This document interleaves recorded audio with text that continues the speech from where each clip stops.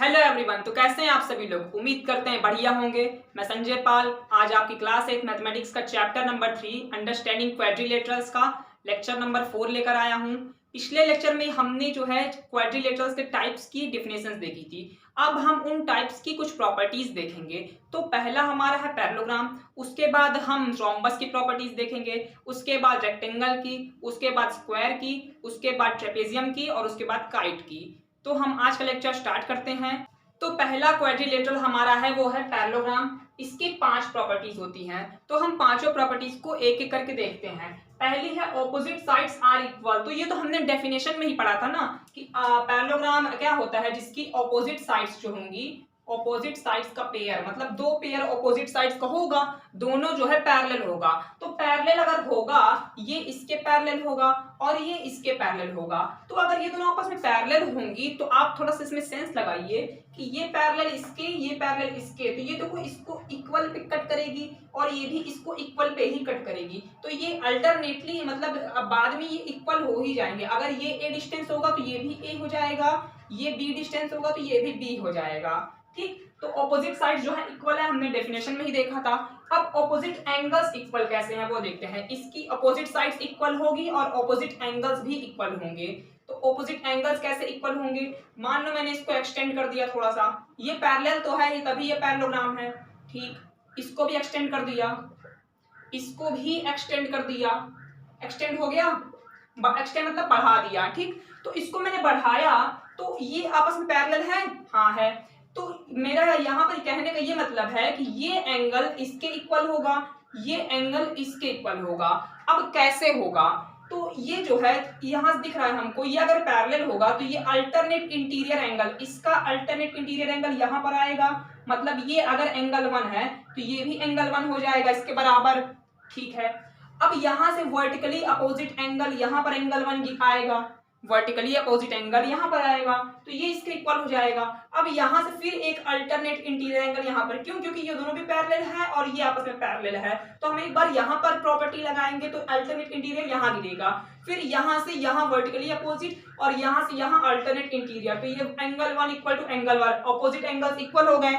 अब सिमिलरली ऐसे ही ये भी हो जाएगा, यहाँ से ये अल्टरनेट इंटीरियर यहाँ आएगा। मान लो ये एंगल 2 है तो ये भी एंगल 2, यहाँ से ये वर्टिकली अपोजिट एंगल 2 और यहाँ से ये alternate interior angle 2, angle 2 angle 2 opposite angles. तो इसका प्रूफ कोई ज्यादा इंपॉर्टेंट नहीं है, आपको सिर्फ प्रॉपर्टीज याद रखनी है, इसलिए मैं प्रॉपर्टीज सीधा लिख दिया हूँ, आपको समझाई दे रहा हूँ, आप इसको याद कर लीजिए। ठीक है, इससे ही आपके क्वेश्चन सॉल्व होंगे। Opposite sides of are equal, तो ऑपोजिट साइड्स जो होंगी वो इक्वल होंगी। किसी भी पैरेललोग्राम में आमने सामने वाली साइड्स इक्वल होंगी, आमने सामने वाले एंगल्स इक्वल होंगे। ठीक है, ऑपोजिट एंगल्स आर इक्वल। अब तीसरा क्या है? अ diagonal divides the parallelogram into two congruent triangles. ये बहुत इंपॉर्टेंट प्रॉपर्टी है। ये प्रॉपर्टी क्या कह रही है कि कोई भी पैरेललोग्राम है, कोई भी पैरेललोग्राम है, इसके कितने डायगोनल होंगे? इसके 2 डायगोनल होंगे। तो इसका कोई भी एक डायगोनल अगर हम बनाएंगे, सिर्फ पैरेललोग्राम की बात कर रहा हूं अभी मैं, कोई पैरेललोग्राम होगा, पैरेललोग्राम क्या होता है? Quadrilateral with 2 pair of opposite sides parallel. ठीक, तो ये पैरेलल होंगी आपस में, ये इसके पैरेलल होगा और ये इसके पैरेलल होगा।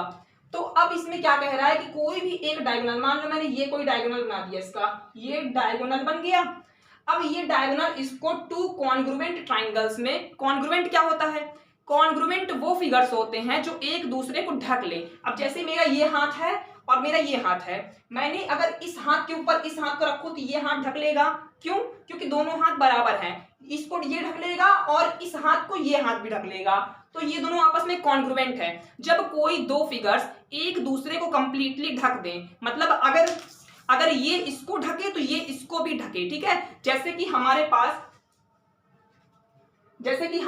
2 पेपर हैं, मान लो ये कोई पेपर स्क्वायर है और ये कोई पेपर स्क्वायर है। ठीक, अब ये दोनों आपस में अगर मैं इसको इसके ऊपर रखूं तो ये इसको कंप्लीटली ढक ले, कुछ भी इसका पार्ट दिखाई न दे, और अगर इसको भी रखूं तो ये भी इसको कंप्लीटली ढक ले, कुछ पार्ट दिखाई न दे। मतलब कहने का मतलब ये है कि कोई 2 फिगर्स जिनका एरिया इक्वल हो और उनकी डायमेंशंस भी इक्वल हो, डायमेंशन मतलब लेंथ ब्रेथ हाइट जो भी होगा सब इक्वल हो और उनका एरिया भी इक्वल हो, तभी वो आपस में जो है शेप भी, मतलब जैसा वो दिख रहा है वैसा ही वो भी दिखे, शेप भी मैटर करता है।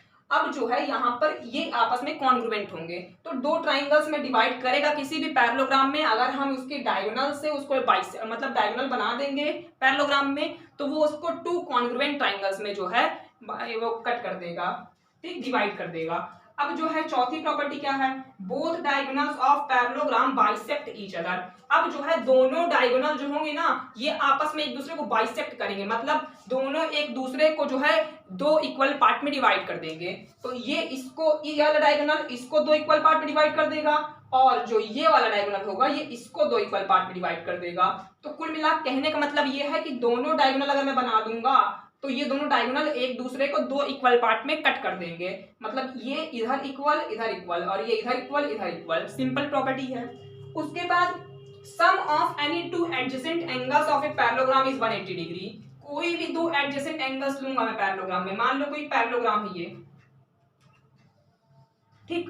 अब इसमें जो है ये पैरेलल होगा, ये भी पैरेलल होगा, तो दो एडजेसेंट एंगल लूंगा, मतलब लगातार कोई भी दो एंगल लूंगा, तो कोई दो एंगल कैसे लगातार, मान लो ये दोनों ले लिया या फिर ये दोनों ले लिया, तो ये दोनों आपस में जो है इन दोनों को अगर मैं ऐड करूंगा तो इसका सम हमेशा 180 आएगा। कैसे आएगा, आपने एक प्रॉपर्टी पढ़ी होगी कि को इंटीरियर एंगल्स, ये क्या है, आपस में को इंटीरियर ही तो होंगे ना, दो पैरेलल लाइंस हैं उनको एक ट्रांसवर्सल इंटरसेक्ट कर रही है, तो ये दोनों क्या होंगे, को इंटीरियर एंगल्स होंगे, और को इंटीरियर एंगल्स का सम हम जानते हैं, को इंटीरियर एंगल्स का सम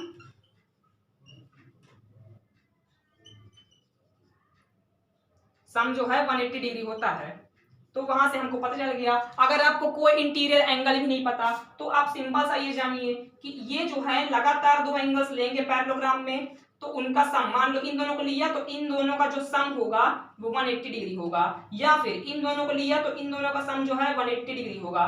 मतलब कोई भी दो लगातार एंगल्स लेंगे तो उनका सम 180 होगा, आमने सामने वाले एंगल्स वो इक्वल होंगे, आमने सामने वाली साइड्स इक्वल होंगी। कोई भी डायगोनल बना देंगे तो वो उसको दो कॉन्ग्रुएंट ट्राइंगल्स में जो है बाइसेक्ट कर, मतलब डिवाइड कर देगा, बाइसेक्ट नहीं करेगा, डिवाइड कर देगा। और जो है दो डायगोनल्स बनाएंगे तो वो आपस में एक दूसरे को बाइसेक्ट करेंगे, मतलब दो इक्वल पार्ट्स में डिवाइड कर देंगे। तो आई होप आपको ये सारी प्रॉपर्टी समझ में आ गई होगी, इसको आप नोट कर लीजिए और हम आगे बढ़ते हैं। अगला है हमारा rhombus.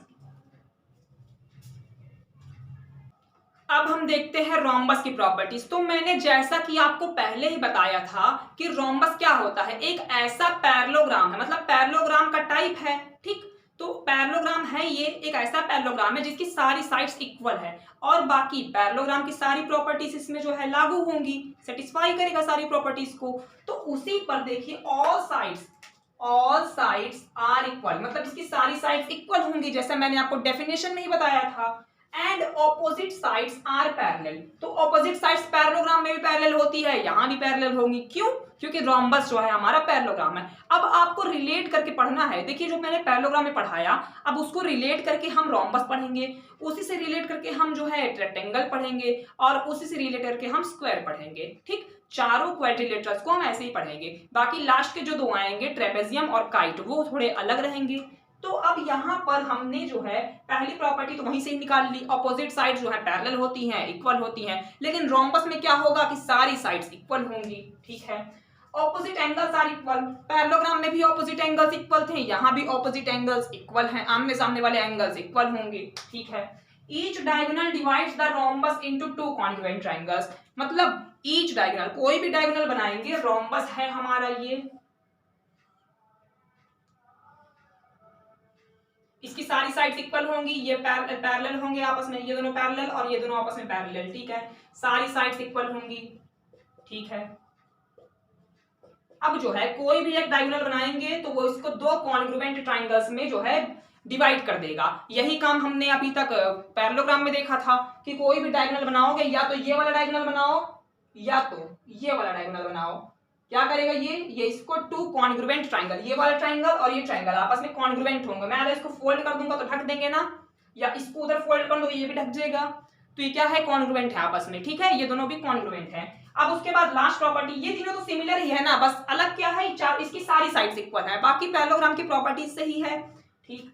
Both diagonals of rhombus, अभी हमने पैरेललोग्राम में क्या पढ़ा था कि दोनों डायगोनल एक दूसरे को बाइसेक्ट कर रहे थे, मतलब इक्वल पार्ट्स में डिवाइड कर रहे थे। बट यहां पर क्या होगा, बाइसेक्ट तो करेंगे, बाइसेक्ट करेंगे नो डाउट, बट यहां पर जो है एक दूसरे को 90 डिग्री का एंगल बनाते हुए बाइसेक्ट करेंगे। मतलब ये हमारा है रोम्बस, ये हमारा है रोम्बस, ठीक है।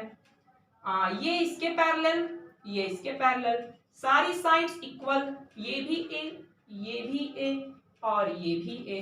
तो इसके जो डायगोनल्स बनाएंगे वो एक दूसरे को बाइसेक्ट तो करेंगे बट 90 डिग्री के एंगल पे, मतलब इनके बीच का एंगल 90 डिग्री होगा। तो इधर भी 90 डिग्री बनेगा, इधर भी 90 बनेगा, इधर मतलब किधर से भी एंगल लोगे इन दोनों डायगोनल्स के बीच का, इन दोनों डायगोनल्स के बीच का एंगल किधर से भी लेंगे तो वो 90 डिग्री आएगा। 90 डिग्री को ऐसे ही तो दिखाते हैं ना, थोड़ा सा मतलब कोना टाइप का बना के, तो यही है इसका जो सिंबल है 90 डिग्री का, तो ये 90 डिग्री बनेगा।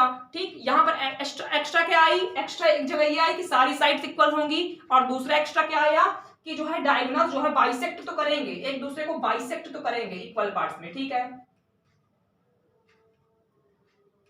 बाइसेक्ट तो करेंगे एक दूसरे को, ठीक, बाइसेक्ट कर रहे हैं बट 90 डिग्री का एंगल बनाते हुए बाइसेक्ट करेंगे, एक दूसरे को बाइसेक्ट करेंगे 90 डिग्री का एंगल बनाते हुए। अब इसके बाद हम रेक्टेंगल की प्रॉपर्टी देखते हैं। तो अब हम रेक्टेंगल की प्रॉपर्टीज देखते हैं। तो रेक्टेंगल क्या होता है, मैंने बताया है, ऐसा पैरेललोग्राम होता है जिसकी ऑपोजिट साइड्स जो है इक्वल होंगी और जो है पैरेलल होंगी। ठीक है, और इसका जो है हर एंगल जो है 90 डिग्री का होता है। ठीक,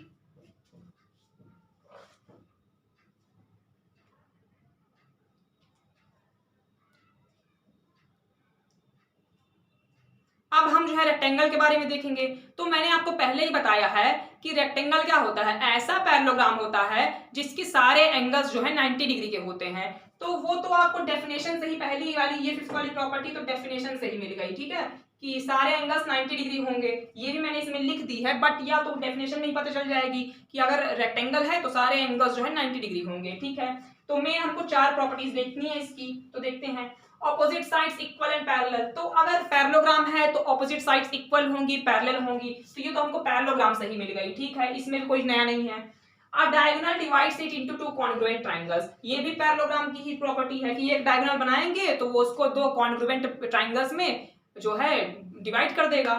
ठीक है, तीसरी property, diagonals of rectangle bisect each other, तो यही हमने अभी पैरेललोग्राम में भी तो देखा था, यही हमने रोम्बस में भी देखा था। रोम्बस में एक्स्ट्रा क्या था कि डायगोनल्स एक दूसरे को बाइसेक्ट तो कर रहे थे बट 90 डिग्री के एंगल पे बाइसेक्ट कर रहे थे, और पैरेललोग्राम और रेक्टेंगल में क्या होगा, बाइसेक्ट करेंगे, 90 डिग्री का एंगल बनाए, जरूरी नहीं है ना बनाएंगे, हो सकता है ना भी बनाए, तो जो है यहाँ पर क्या होगा, डायगोनल्स जो है एक दूसरे को सिर्फ बाइसेक्ट करेंगे। कोई रेक्टेंगल है, इसके डायगोनल्स जो है बनाएंगे तो ये एक दूसरे को सिर्फ बाइसेक्ट करेंगे, मतलब 2 इक्वल पार्ट्स में डिवाइड कर देंगे। ये वाला डायगोनल इसको 2 इक्वल पार्ट में डिवाइड करेगा, और सिमिलरली ये वाला डायगोनल इस वाले को 2 इक्वल पार्ट में डिवाइड करेगा। ठीक है, diagonals of rectangle are equal, देखो ये एक्स्ट्रा मिला यहाँ पर हमको, यहाँ पर एक्स्ट्रा क्या मिला रेक्टेंगल में, ये मिला कि डायगोनल्स जो होंगे रेक्टेंगल के ना वो इक्वल होंगे, मतलब ये इक्वल होंगे, तो ये इक्वल होगा और ये भी इक्वल होगा, मतलब कोई रेक्टेंगल है, इसके दोनों डायगोनल्स जो बनाएंगे हम ये आपस में इक्वल होंगे, और इक्वल होने भी चाहिए क्योंकि जो है सारी साइड्स भी तो इक्वल है। यहाँ पर ये 90 डिग्री, ये भी 90, ये भी 90, ये भी 90, ये दोनों आपस में पैरेलल इक्वल, ये दोनों आपस में पैरेलल और इक्वल, तो डायगोनल क्या भाई, इसको क्या दिक्कत पड़ी है। अगर हम यहाँ पाइथागोरस लगाएंगे तो ये भी इक्वल आएगा और ये भी इक्वल आएगा, तो पाइथागोरस लगाएंगे, तो पाइथागोरस छोड़िए आप, बस इतना याद रखिए कि डायगोनल्स जो होंगे ना रेक्टेंगल के, रेक्टेंगल जो फिगर होता है क्वाड्रिलेटरल, इसके जो डायगोनल्स होते हैं दोनों डायगोनल्स आपस में इक्वल होंगे। ठीक, अब इसको आप नोट कर लीजिए। इसके बाद हम अगले लेक्चर में स्क्वायर की प्रॉपर्टीज देखेंगे, ट्रेपेजियम की प्रॉपर्टीज देखेंगे और काइट की प्रॉपर्टीज देखेंगे। थैंक यू आपका अभी तक हमारे साथ बने हैं, और अगर आपको ये वीडियो अच्छी लगी हो तो इसको लाइक करें और वीडियो पे कमेंट करें। Thank you.